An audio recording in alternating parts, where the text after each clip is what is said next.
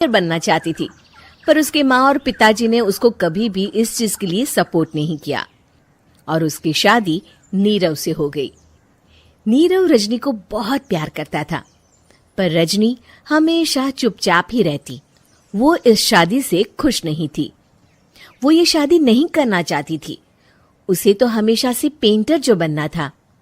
अपने इस सपने को वो नहीं पूरा कर पाई, इसलिए वो हमेशा उदास रहती थी। रजनी, बहुत ही बढ़िया फिल्म लगी है, कल देखने चले? नहीं जी, कल मुझे बहुत काम है, मैं नहीं जा पाऊंगी।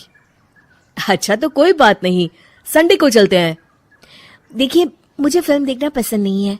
आपको जाना है तो चले जाइए। नीरव को मना करके रजनी वहां से चली जाती है और अपने बैग को खोलकर उसमें बंद पड़े ब्रश और कलर्स को देखकर रोने लगती है। रजनी, चलो ना कहीं बाहर खाने चलते हैं, कुछ तुम्हारी पसंद का। जी, मुझे नहीं जाना, मेरी तबीयत ठीक नहीं है। रजनी वहां से चली जाती है। नीरव को समझ नहीं आता कि रजनी उससे इतना दूर क्यों रहती है। वो जब भी उसके साथ वक्त बिताना चाहता है, रजनी कोई ना कोई बहाना बना देती है। एक दिन घर पर कोई नहीं था। रजनी घर का सारा काम जल्दी से खत्म कर लेती है। घर पर अकेले होने के कारण वो सोचती है कि वो आज पेंटिंग करेगी।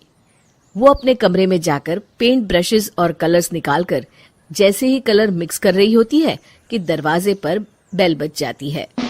अब कौन आ गया इस वक्त? इतनी मुश्किल से तो मुझे पेंट करने का मौका मिला है। रजनी दरवाजा खोलती है तो उसकी सास अपनी सहेलियों के साथ खड़ी होती है और सब घर के अंदर आ जाते हैं। अरे बहू, सबको शरबत बनाकर पिला दे, बाहर तो बड़ी गर्मी है। उफ। जी। रजनी पेंट ना कर पाने से उदास हो जाती है। उसे गुस्सा भी आ रहा होता है कि उसने इस शादी के लिए हाँ क्यों कह दी। वो रसोई में जा रही होती है कि उसकी सास उसे रोकती है। बहू, सबके खाने का भी इंतजाम कर लेना, आज का लंच तो ये सब यहीं करेगी। हाँ। रजनी बिना कुछ कहे रसोई में चली जाती है। सबके लिए खाना बनाती है। सब खाना खाते हैं और रजनी घड़ी देखती है कि ये सब कब जाएंगे ताकि वो अपनी पेंटिंग कर सके। जब शाम होती है तब सब चले जाते हैं अपने घर। अरे बहू, सब तेरे खाने की तो बहुत तारीफ कर रहे थे, सबको बहुत अच्छा लगा खाना। आपको मुझे सुबह बताना चाहिए था ना कि आपकी सहेलियां आ रही हैं। पता भी है कितना वक्त लगा सारा खाना बनाने में। अरे बहू, तू ऐसे कैसे बात कर रही है मुझसे? तो और कैसे बात करूं? मैं इस घर की कोई नौकरानी नहीं हूं कि इतना काम करूंगी। रजनी अपने कमरे में जाकर दरवाजा बंद कर लेती है। शाम को जब नीरव आता है तो उसकी माँ उसे पूरी घटना के बारे में बताती है। क्या रजनी ने आपसे इस तरह बात की माँ? हाँ, और पता नहीं उसे क्या हो गया है, शाम से बाहर भी नहीं आई है। मैंने तो कई बार आवाज दी, खाना भी नहीं खाया उसने। तू ही बात करके देख ले बेटा। नीरव अपने कमरे का दरवाजा खटखटाता है। रजनी, दरवाजा खोलो, मैं हूं। रजनी दरवाजा खोलती है और फिर वापस जाकर अपने बिस्तर पर लेट जाती है। रजनी, माँ से बात करने का ये क्या तरीका है? मैंने कोई गलत बात नहीं की है।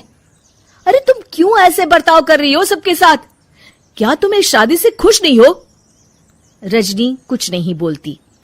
अरे बताओ मुझे रजनी, क्या ये शादी तुम्हारी मर्जी के खिलाफ हुई है?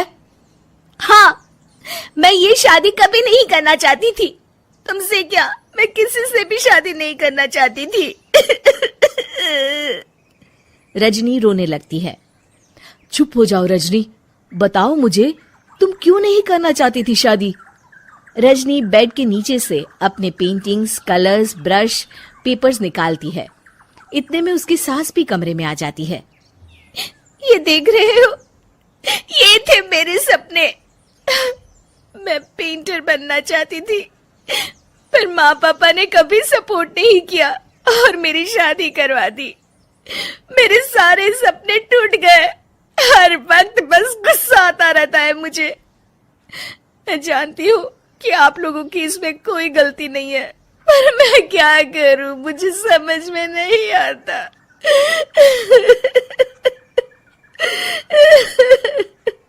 रजनी फूट फूट कर रोने लगती है। मुझे माफ कर दीजिए। आप दोनों के साथ मैं बहुत बुरा बर्ताव कर रही हूँ। अरे रजनी बेटा, चुप हो जाओ तुम। नीरव पानी लेकर आता है। ये लो पानी पियो और शांत हो जाओ। रजनी पानी पीती है और उसकी सास पेंटिंग्स देख रही होती है। अरे नीरव, हमें तो पता ही नहीं था कि हमारी बहू कलाकार है। अरे कितनी अच्छी पेंटिंग्स बनाई है, देखो तो।